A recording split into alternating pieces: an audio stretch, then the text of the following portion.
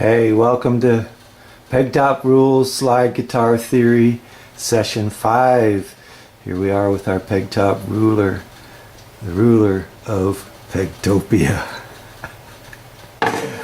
Alright, so remember that the Pegtop rule number 88 is the half steps in the key of C are E to F and B to C, E to F and B to C. Alright, it would be right there if we had a neck that was that long. Alright, we're going to get into some basic sight reading issues right now. And because the people that I really want to help are the people that feel lost when they look at a piece of music. Well, it is hard to read music on a slide guitar, but it's not impossible, and I don't know anyone that does it except that you will, because if you can memorize the E strings, you will be able to read music on your slide guitar. And that's why we have made our Pegtop ruler based around the E strings. So there's 3 octaves of E strings here. So there's virtually no song that you could not read on these 3 strings. There's no melody that I know of that goes over 3 octaves.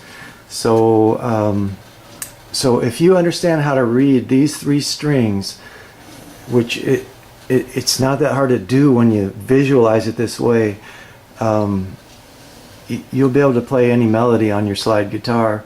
And then the strings, as we fill in the strings around it, you'll find other places to play the same notes and so forth, and you'll be able to get full chords, especially like in open E. You'll have a full chord at your open strings will be an E chord, and then when you go to the 5th fret, that would be the 5 chord, or the 4 chord, and then the 7th fret would be the 5 chord, and you could just lay your slide across at that fret and you would have the 5 chord. You lay your slide across at this fret and have the 4 chord. You can lift your slide off and have the 1 chord, or you can go up to the 12th fret and lay your slide across and have the 1 chord again. So some of the basics of sight reading, or at least figuring out music from a sheet of music, playing it on your slide guitar, is knowing, the names of the spaces and the lines. So a common phrase that I learned when I was young for the lines is, every good boy does fine, E, G, B, D, F. And Shane taught me one, elephants got big dirty feet. And in your face, which happens to be the F-A-C-E, is the name of the spaces. But the thing I want to point out is that in playing slide guitar, you have 3 octaves that you can read from. And so we're basing our middle C on this note right here. It'll be on the middle string when we've taken off 3 of the strings. We have 3 E strings. So this was the D string, but we tuned it up to E. So middle C would be right here, and this E right here would be the E above middle C. So we have middle C, and that the bottom line of the treble clef would be this note right here, E. Alright, so anytime you find an E, you can say every good boy does fine, or elephants got big dirty feet, and go every other line above that E, and that will be a saying, or every other note above that E, that'll be a saying that will get you the rest of the names of the notes. So this is a treble clef, and this is a bass or a G clef, and it circles around the G line. So we know every good is the G line, every good. This is the bass clef. It's also called the F clef, and it focuses us on the F line. You see the two dots, they're on either side, and the only place that the F clef touches a line twice is the F line. So there's all kinds of signs saying this is the F clef, the bass clef. Alright, so if this line is F, we can go to the space below it, count backwards on the alphabet. That's an F here. So if we go back, we find E. This saying is every good boy does fine, elephant's got big dirty feet. We found this E, we can say it again, every other note. Elephant's got big dirty feet, every good boy does fine. We find another E, one on the line below the staff. This also is an E, and we can do the same saying again. It's kind of nice because it's on lines like up here, but every good boy does fine. Elephant's got big dirty feet. So on the grand staff, which has a treble clef and a bass clef, there's 3 places where you can do every good boy does fine, right? And every time you see all 3 of those are E's, all 3 of those are G's, all 3 of those are B's, all 3 of those are D's, and all 3 of those are F's. Elephant's got big dirty feet in your face, says Shane. Thank you, Shane. So the spaces then on the treble clef are F, A, C, E. Okay, now anytime you find an F on the grand staff, every other note is going to spell face. So that's why this saying can help us also on the F clef, the bass clef.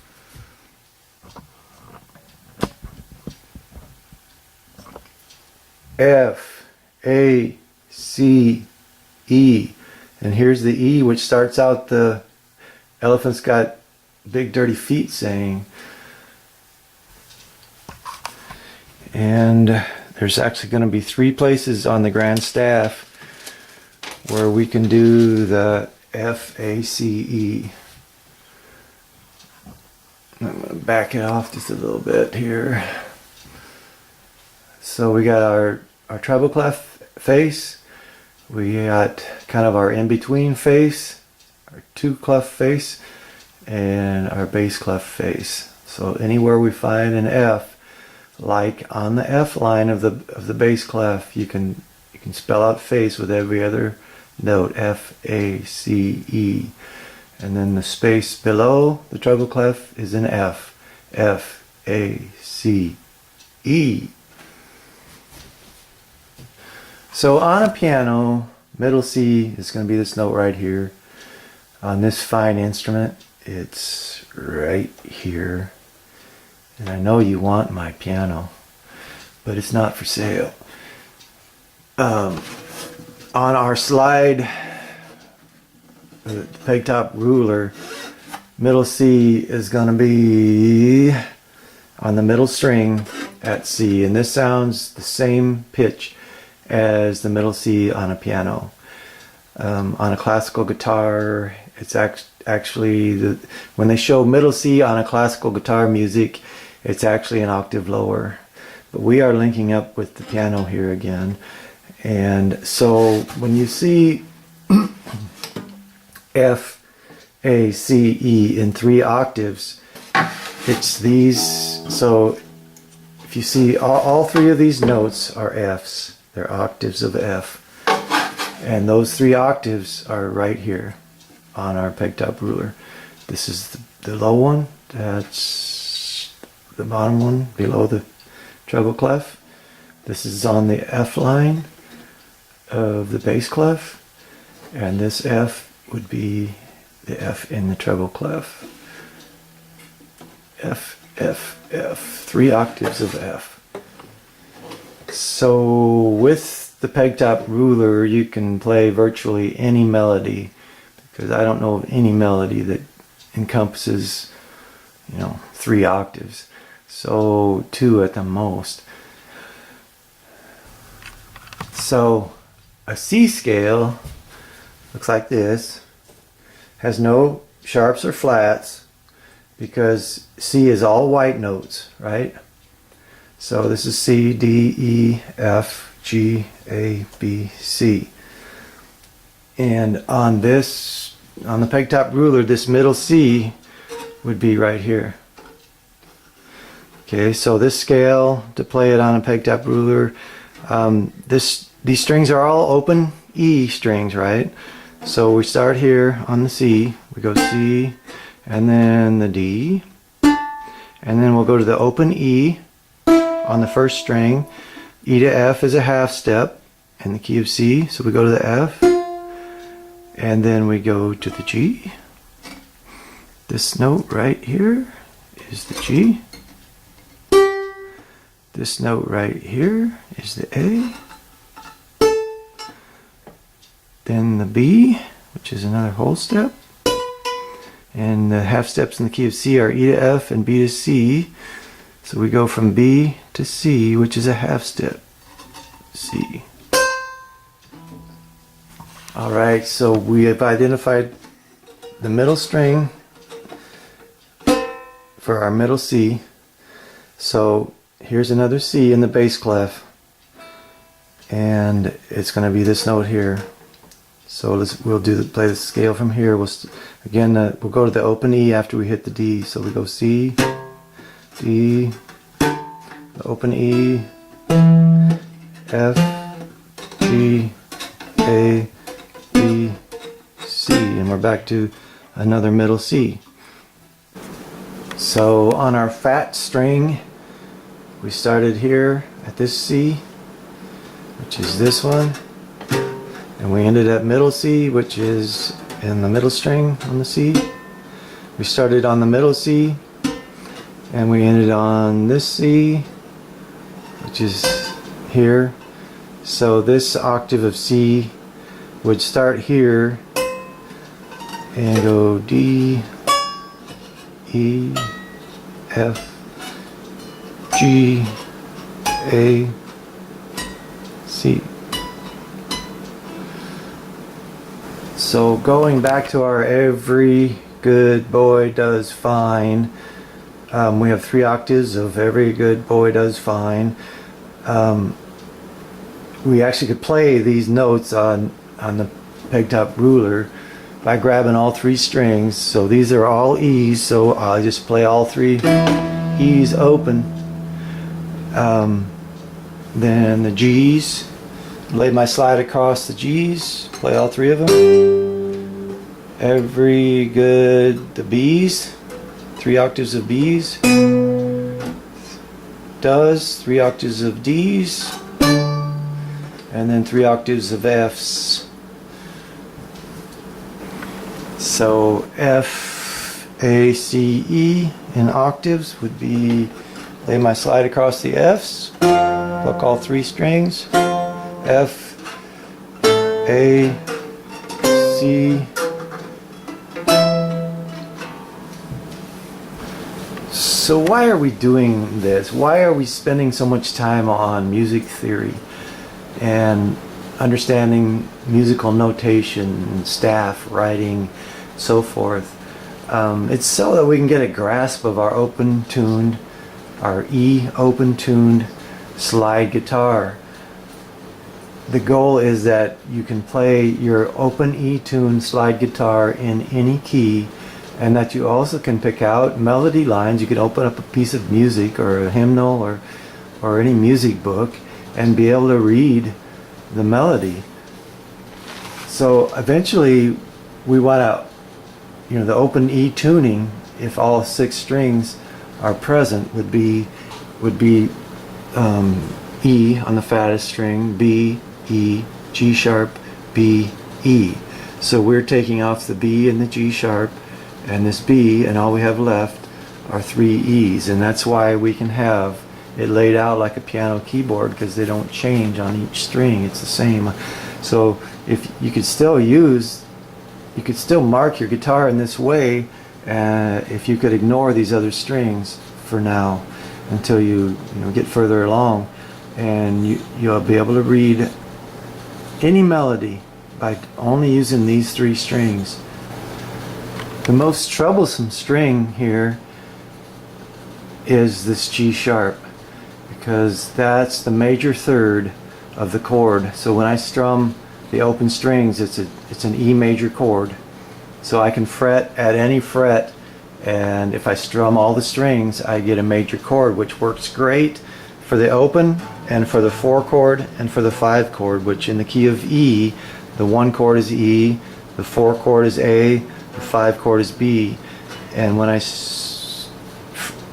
lay my slide across all the frets and strum it, it works great on those chords. But if we want minor chords, that's when this G sharp becomes a problem, and it has to be muted.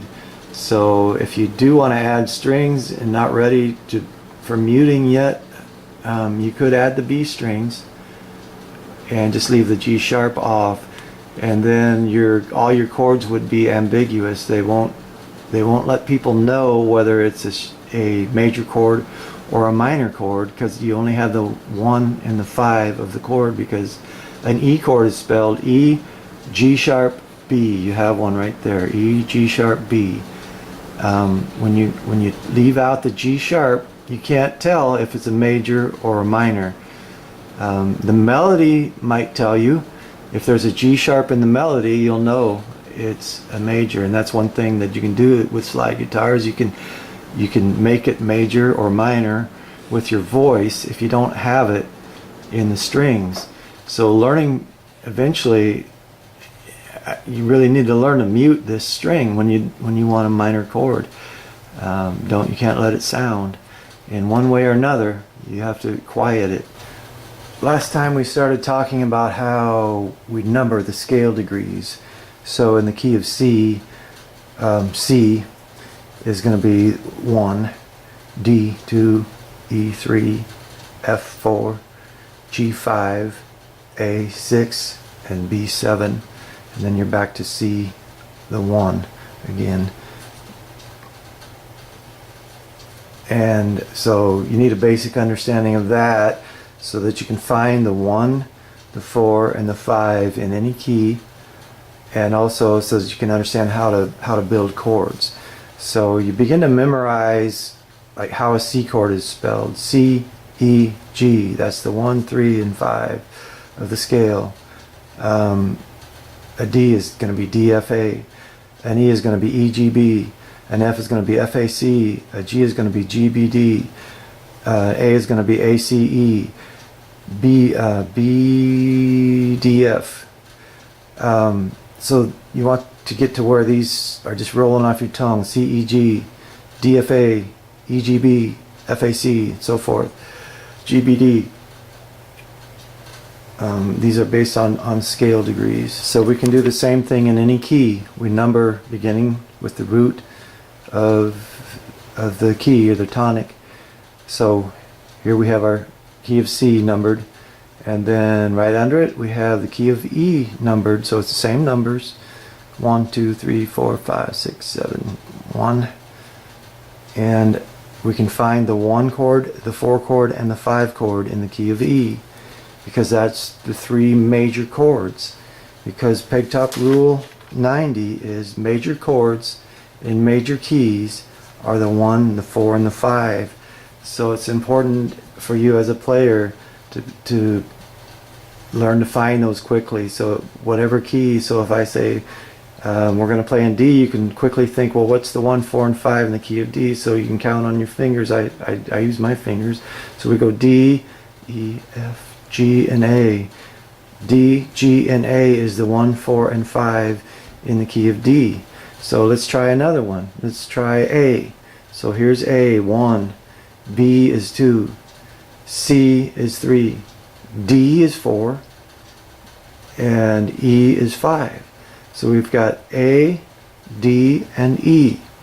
are the major chords, the 1, 4, and 5 in the major key of A. So let's try G. So we start on G, A, B, C, and D.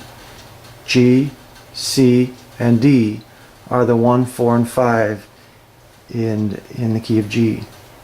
So when you understand Pegtop Rule 90, major chords in major keys are 1, 4, 5, you can find the chords for any key on your slide guitar. So many slide guitarists don't play in every key. In fact, they won't play unless they have an open chord that's in the key. So let's think about that for a second. This, when your open tuned guitar is tuned to an E major chord, you can figure out by knowing Pegtop Rule 90, you can figure out which keys have an open E in it. So obviously the key of E has an open E in it, and that's what most people play. They play with the tonic, you know, chord number 1 is the open chord, and then they'll go to the 4 chord, and then they'll go to the 5 chord, and if they learn how to mute, they'll go to the 6 chord and mute the G sharp string so it doesn't sound like a major chord. But what other keys have an E in it? So if we're counting from E, F, G, A, and B, we know E does. Let's try another key. What about the key of A? A, B, C, D, E. Well, yeah, key of A has an E major chord in it. So it's really sweet sometimes to play songs in the key of A, and then your 5 chord is the open chord. What else has an E chord in it? Let's try G. Let's see, G, A, B, C, D. Nope. We found out the A does. A, B, C, D, E. Maybe let's try B. B, C, D, E, F. So the key of B, B, C, D, E, F, does have an open E in it. The F is going to be an F sharp chord, and we'll get into that later. But that's pretty sweet too, to have your 4 chord be the open chord. So if you play in the key of B with your open E tuned guitar, it's pretty cool to have the open E for your 4 chord, and then in the key of A you can have the open E for your 5 chord. So, but you don't need to be limited to 1 or 2 or 3 keys that you can play in your open E tuned slide guitar. All you need to do is understand the 1, the 4, and the 5 chords, and you can find them in any key on your E tuned guitar. So one key that I really like is the key of F, because you have some nice deep sounding strings at the 1st fret here, and you can end your song on the tonic, the F, and you can give it the slight effects of vibrato and so forth. So let's figure out what would be the 1, 4, and 5 in the key of F. First, we need to figure out what an F scale is, so that we know what the scale degrees are in the key of F. So we know that the formula for a major scale is whole step, half step, whole step, whole step, whole step, half step. So let's do that with F. We start on F. We need 2 wholes and a half. Whole step, half step. So there we have a black note, right? So we've got F to G is a whole step, G to A is a whole step, A to B flat is a half step. Now this can't be A sharp, it has to be B flat, because we already said A, right? We've got F, to G is a whole step, G to A, then we go to B flat. Alright, now we need 3 wholes and a half. So we go whole step, whole step, whole step, half step. Okay, no more black notes. Okay, but we do have a B flat for our 4th degree of the F scale. So we start, we're figuring out our 1, 4, and 5 chords. So we start on F, G, A, B, and C. But we already just learned that the B is a B flat. So F, B flat, and C are the 1, the 4, and the 5 chords in the key of F. So, if we're just getting our major chords, we lay our slide across on the 1st fret. We lay our slide across at the B flat, and then again at the C.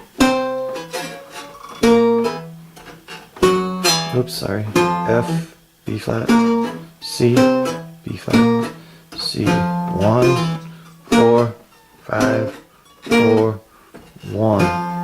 So we can do that in any key. So let's just try it in G. We got G, A, B, C, and D. G, so we can play in the key of G. Here's our 1 chord. C, 4 chord, 5 chord. Okay, we can do it in A, B, C, D, and E. Alright, so we got A, D, and then our open E, or at the 12th fret, back to A, D, E, A, D, E, A. You can play it in any key if you just understand the 1, 4, and 5 chords. So I'm studying Hebrew. I'm learning to read and write Hebrew, and it's really neat. It's not only letters, but each letter is a number and each letter is a symbol. It comes from pictographic language, very ancient, and the pictures in this word say behold, behold, and this would be the hand, and this would be the nail or the peg. Behold the hand, behold the nail, and this is the word for Yahweh, our Father. His name is spelled Yud, He, Vav, He. And I don't know Hebrew very well, but I'm teaching it to other people. And I'm teaching it because I think it's exciting to learn, and I learn it better by teaching it. And really, that's why I'm teaching slide guitar, because it's exciting to me. I want to help other people do it, and I want to get better at it. And I suggest to you that if you want to get better if you really want to learn this stuff really well, teach it to somebody else, because not only will you learn it better, but you'll have somebody else that will understand this stuff and be able to participate in it with you. So we go through all these things. Why study music? Why study music theory when we could just pick up the guitar, especially a slide guitar, and just make some beautiful sounds and stumble around and explore and come across, some exciting and beautiful things. Music theory is like the study of hundreds, if not thousands of years of what people have done, like us, stumbled around on their instrument and discovered things, mathematical equations and things that fit together just like math does, and so they wrote it down, they passed it down orally, in order to help other people learn what they knew. And we only have one life, but we can tap into the lives of thousands and thousands of musicians through the ages by studying music theory, by studying how to read music, and and learning, you know, what they knew, and then building on that with what we discover. I haven't forgotten that we were working on Joy to the World, and we're going to be getting into that, and there's some beautiful discoveries that we can make using this song. And one reason I like it is because it's got, you know, it has a major scale in the melody, and so we're going to harmonize that major scale, and you'll discover some things about slide guitar that are just really slick and make it so much easier to play, to pick out melodies and play the chord and the melody at the same time, and do it without a lot of time invested, because you understand theory. And I'm going to show you something that I've never heard anybody say, and I've never heard anybody teach, and I think there's people that just understand it intuitively because they're such good players and they've been playing for so long. But I think you can understand it theoretically, and that's just going to cut down your learning time so much. And I'm pretty excited about sharing it with you, and we'll be getting there soon.